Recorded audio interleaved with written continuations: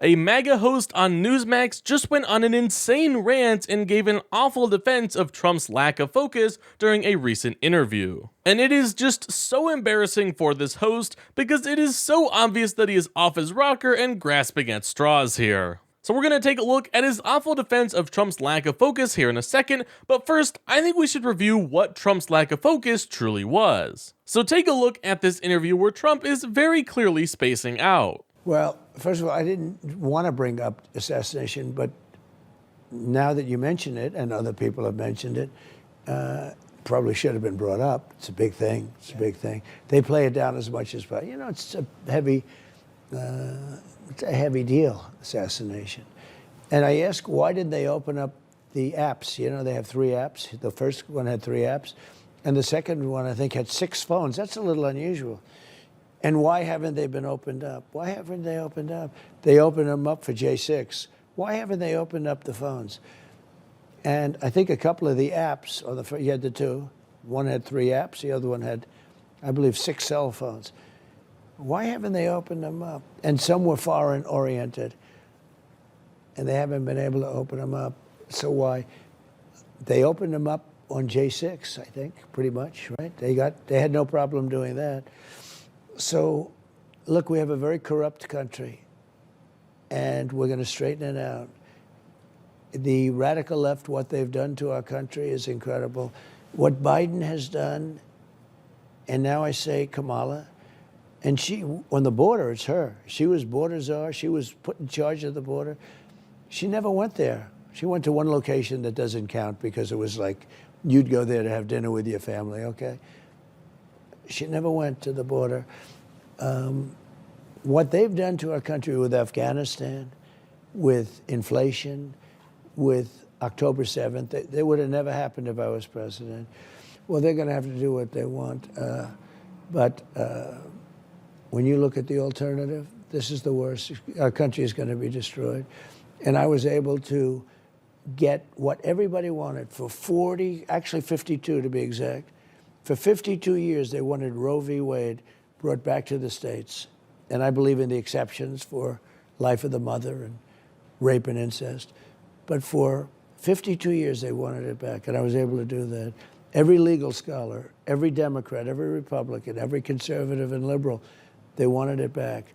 And they wanted to be back in the states and a vote of the people.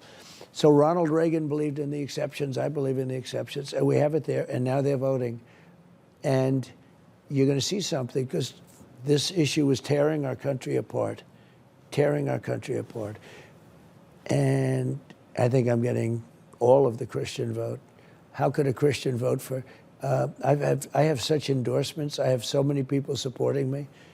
I was watching the other day, Robert Jeffress. I had so many people on television say we have to vote for Trump. Almost universal support. Because if you look at her, she's against religion, absolutely. He was too. Biden was bad, but he wasn't like, you know, this one's bad.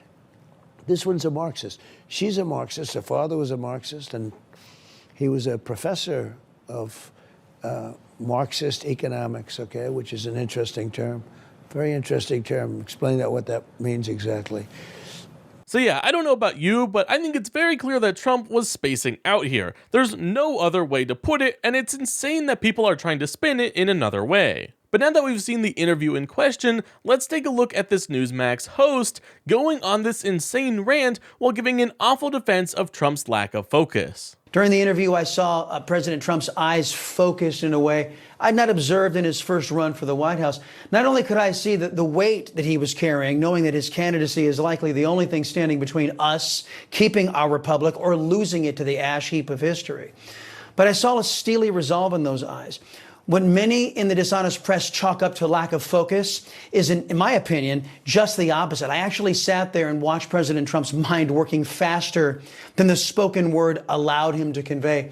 After the interview, he shook hands with everybody in the room, posed for pictures, and was quick with an amusing story or two, even though his team nudging, Mr. President, we really got to go, we really got to go.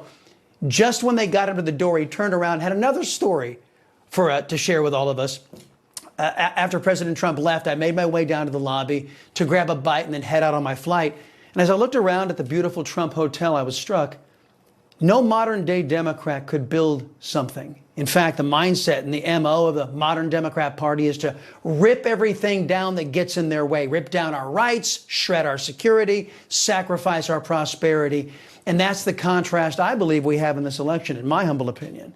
That was just so embarrassing. He spit out a word salad with no idea of what his real point was. He was saying that his lack of focus was in fact his brain cranking out thoughts faster than the spoken word could convey. Like, come on, that is just the lamest excuse for an old man losing focus and trying to stay on topic. It is clear that these MAGA Republicans will praise Trump no matter what he does. He could simply be losing focus during an interview, or he could literally be trying to reenact slavery and his supporters would love it. There is nothing that this man could do to make his supporters not like him, and I personally think that is why he is so dangerous to this country.